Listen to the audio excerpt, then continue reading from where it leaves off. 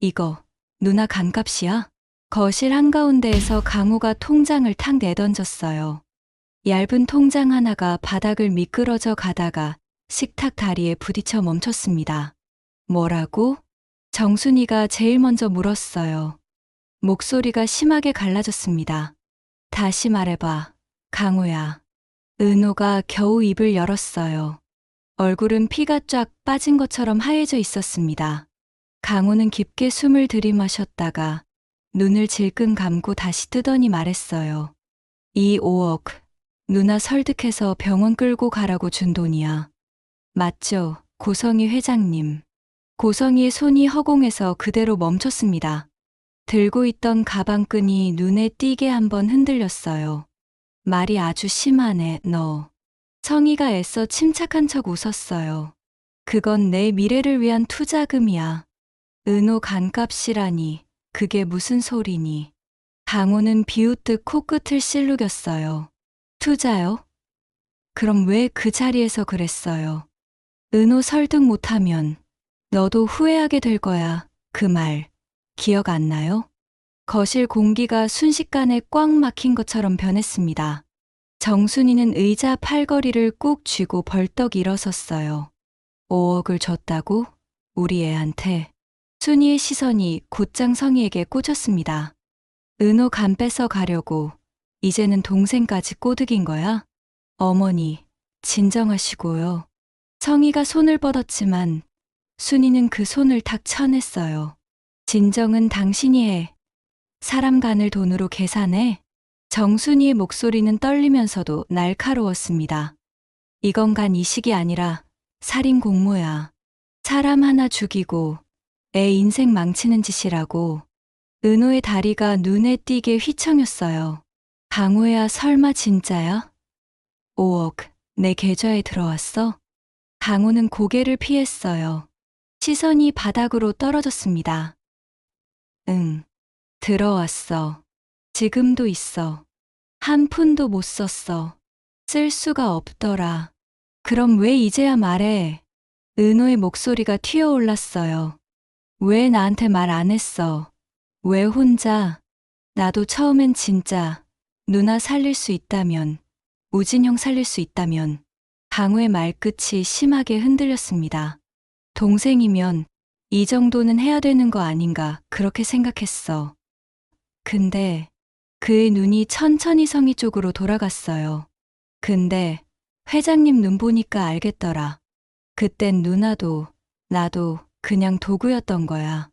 성희의 입가에서 억지 웃음이 쓱 사라졌습니다. 오해하고 있구나, 다. 나는 살리려고 한 거야. 누구 하나라도 더 살리려던 거라고. 살리려고? 강호가 허탈하게 웃었어요. 그럼 왜 살인자란 말까지 했어요? 누나한테. 간 안 주면 살인자 되는 거다. 그 말 내가 직접 들었어. 은호의 어깨가 크게 들썩였어요. 그 말이 다시 귀에 그대로 박힌 것처럼 아프게 다가왔습니다. 은호야. 정순이가 딸의 손을 꽉 붙잡았어요. 안 들어도 돼. 여기까지만 듣자. 이제 더 이상 그 사람 말 우리 귀에 못 들어오게 할 거야. 하지만 오늘만큼은 피할 수 없는 자리였어요. 강호는 주머니에서 작은 USB를 꺼내 들었습니다. 이거 컴퓨터에 꽂을게요. 오늘 여기서 다 듣고 다 보고 결정해요. 이걸 경찰에 가져갈지 말지. 그의 말이 떨어지자 거실은 또 한 번 조용해졌습니다. 그날 아침 편의점 냉장고 앞. 강호야.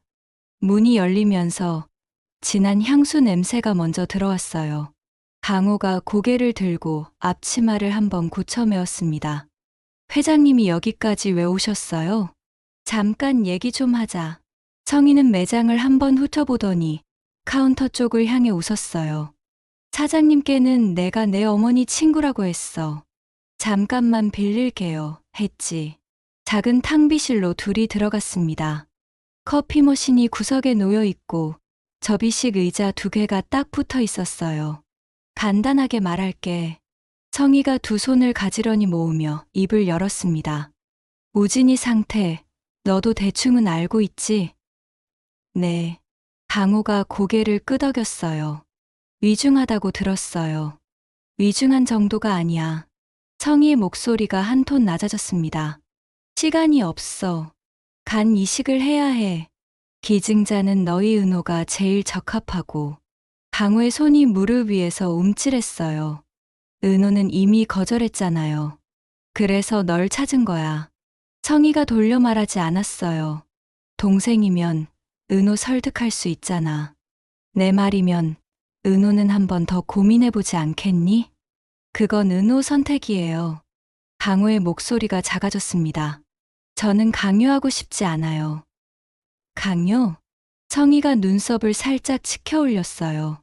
그럼 은호가 평생 죄책감에 시달리는 건 괜찮고 쌍둥이 오빠를 눈앞에서 잃고도 그냥 모른 척 살라고. 나 같으면 못 산다. 그래도 간 장기잖아요. 강호가 손가락을 꼬았어요.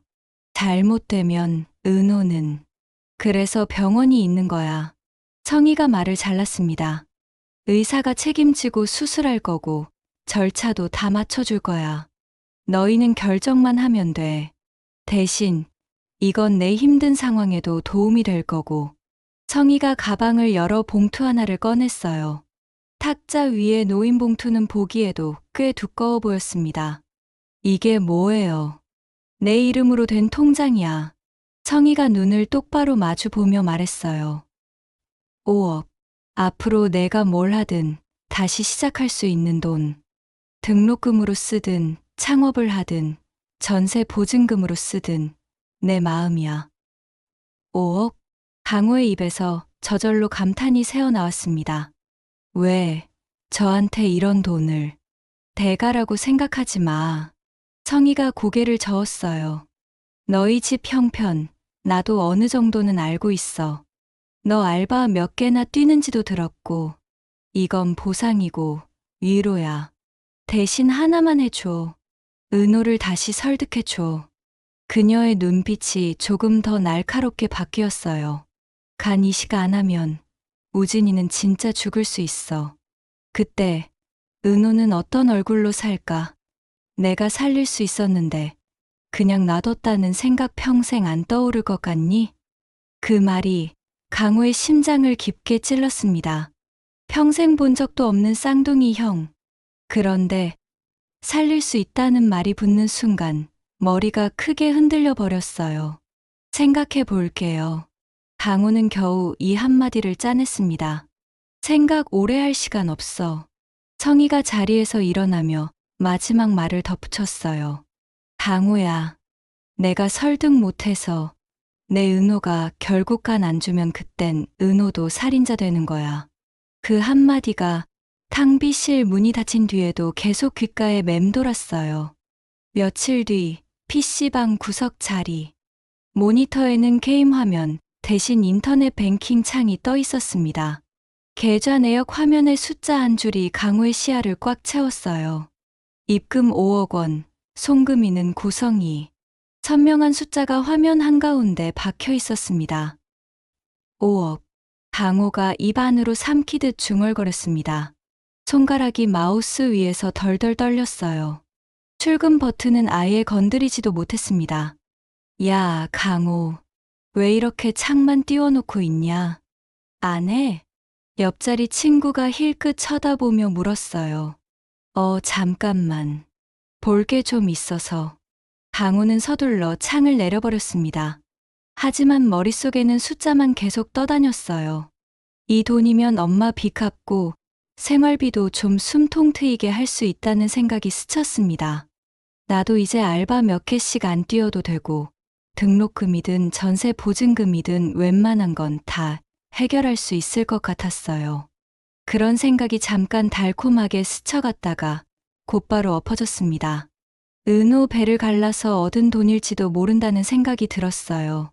이 돈 쓰는 순간 나도 공범이 되는 거라는 자각이 떠올랐습니다.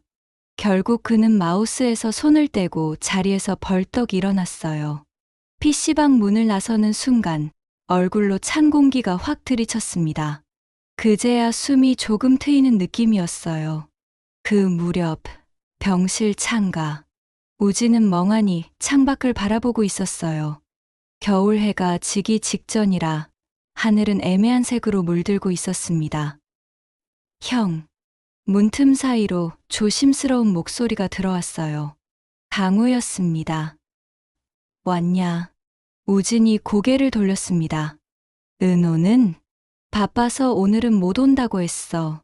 강우가 애써 아무렇지 않게 말했어요. 대신 나라도 와야 할 것 같아서. 짧은 침묵이 병실 안에 내려앉았습니다. 강우야. 우진이 먼저 입을 열었어요. 솔직히 말해줘. 은호는 나 때문에 힘들어하지? 그게 무슨 말이야. 강우가 급하게 손을 저었습니다. 은호는 형 때문에 힘든 게 아니고 회장님 때문에 힘든 거예요. 둘 다겠지.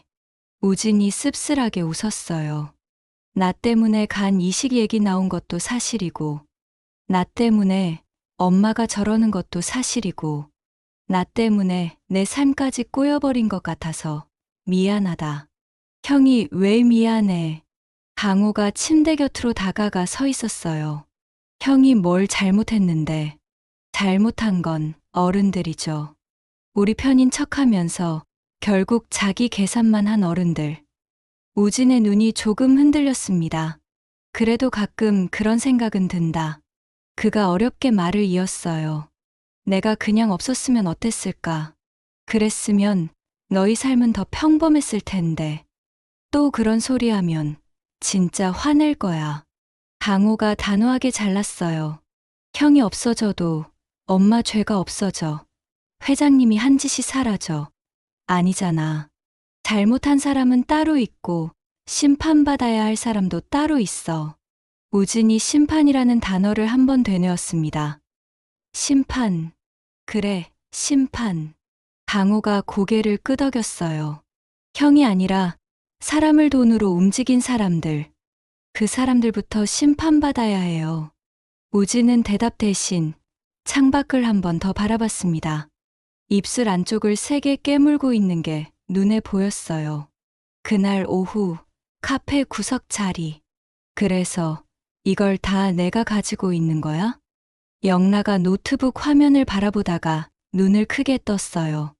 화면에는 계좌 내역 캡처와 문자 메시지가 줄줄이 떠 있었습니다. 고성이가 보낸 메시지들에는 은호를 설득해 달라는 내용과 살인자라는 말까지 그대로 남아 있었어요. 그 아래에는 5억 입금 내역이 또렷하게 찍혀 있었습니다. 어제 밤샘으로 다 모아봤어요. 강호가 어색하게 웃었어요. 통화 녹음도 조금 있고요. 회장님이 살인자란 말 한 것도 일부는 들어가 있어요. 지환이 옆에서 숨을 길게 들이마셨어요. 이 정도면 윤리위는 기본이고 경찰에 바로 가도 되는 수준인데. 그래서 물어보려고요. 강호가 둘을 번갈아 보았습니다. 이거 진짜 경찰에 가져가면 어떻게 되나요? 일단 조사는 들어가겠지. 지환이 차분하게 정리했어요. 간 이식 강요, 협박, 환자 상태 은폐 최소한 재단은 뒤집히고 병원도 윤리 소집될 거야. 그럼 누나는요? 강호가 제일 걱정되는 걸 꺼냈어요. 누나는 또 끌려다녀야 해요. 또 조사받고 또 소문나고 그런 거 해야 돼요.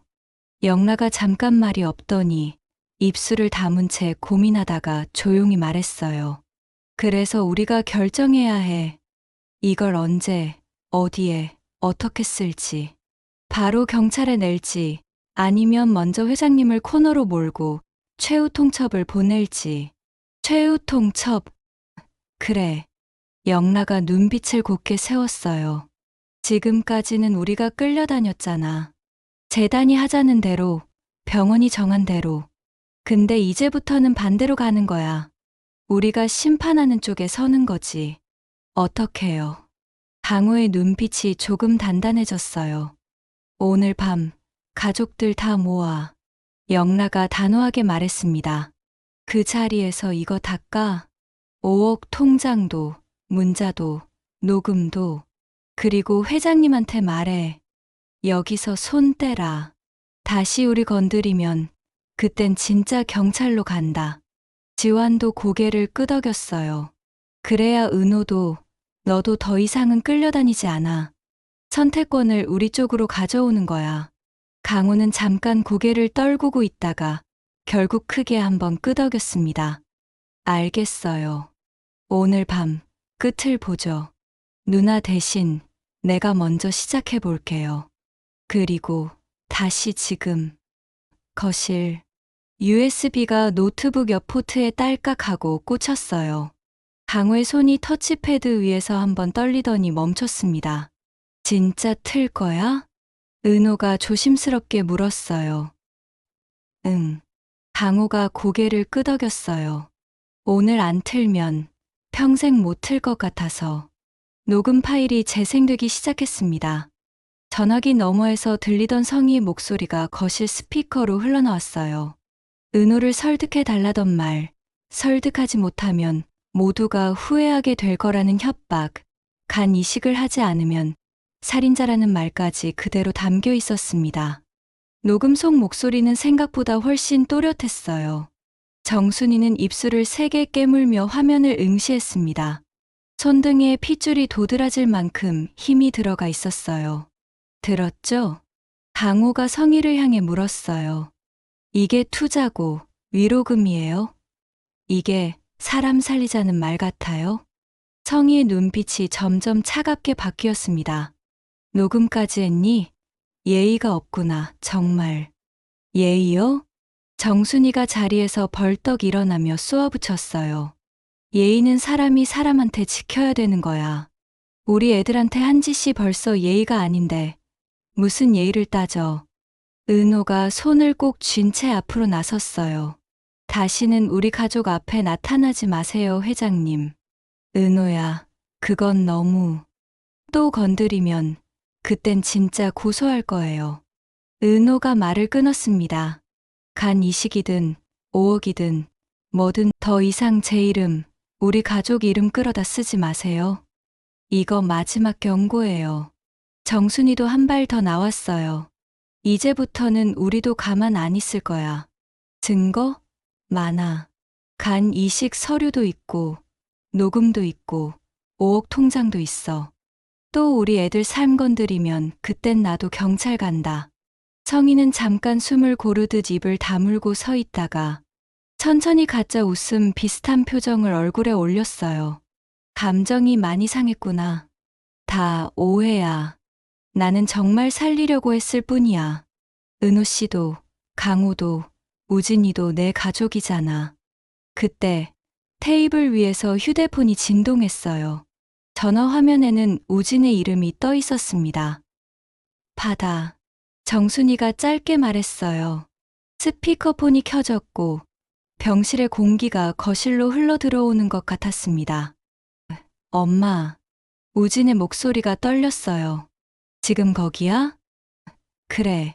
다 같이 있다. 성희가 겨우 대답했어요. 너 지금 상태 안 좋은데 이런 얘기까지 듣게 해서. 엄마.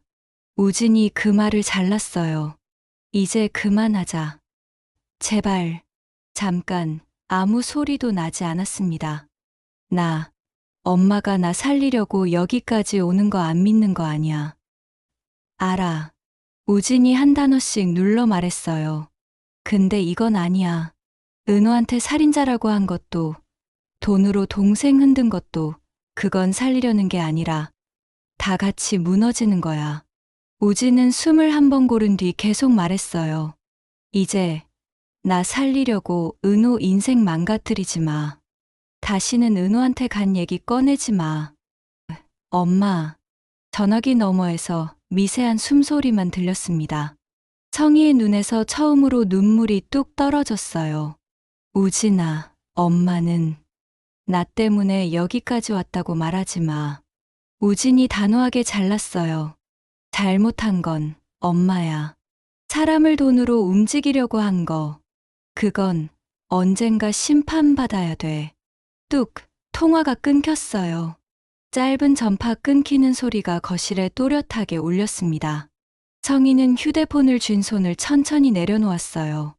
방금까지 자신을 받쳐주던 말들이 순식간에 다 사라진 얼굴이었습니다. 이제 가요. 은호가 조용히 말했어요.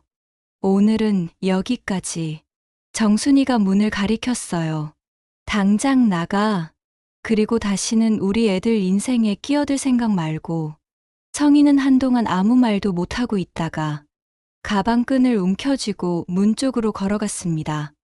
문 앞에서 잠시 멈췄다가 뒤돌아보지도 않고 집을 나갔어요. 문 닫히는 소리가 오늘따라 유난히 크게 울렸습니다. 늦은 밤, 경찰서 앞. 차가운 네온 간판 불빛이 거리에 번지고 있었어요. 경찰서라는 글자가 강호 눈에 바로 들어왔습니다. 후, 그가 길게 숨을 내쉬었어요. 휴대폰 화면에는 폴더 하나가 떠 있었어요. 폴더 이름은 고성이었습니다. 그 안에는 녹음 파일, 캡처 화면, 계좌 내역이 차곡차곡 저장돼 있었어요. 손에는 구겨진 메모지 한 장이 쥐어져 있었어요. 거기에는 이렇게 적혀 있었습니다. 은호 설득해줘. 그게 내가 할 수 있는 가장 큰 효도야. 청이의 글씨였어요. 효도라. 강호가 씁쓸하게 중얼거렸어요. 경찰서 출입문 앞에서 그는 한번 멈췄다가 천천히 안쪽으로 발을 옮겼습니다. 상담 창구 쪽으로 향하는 동안 손바닥에는 땀이 촉촉하게 배어 나왔어요. 이 문을 들어가면 우리 가족 인생이 또 한 번 뒤집어지겠다는 생각이 스쳤습니다. 그래도 이번에는 우리가 선택하는 거라고 스스로를 다잡았어요.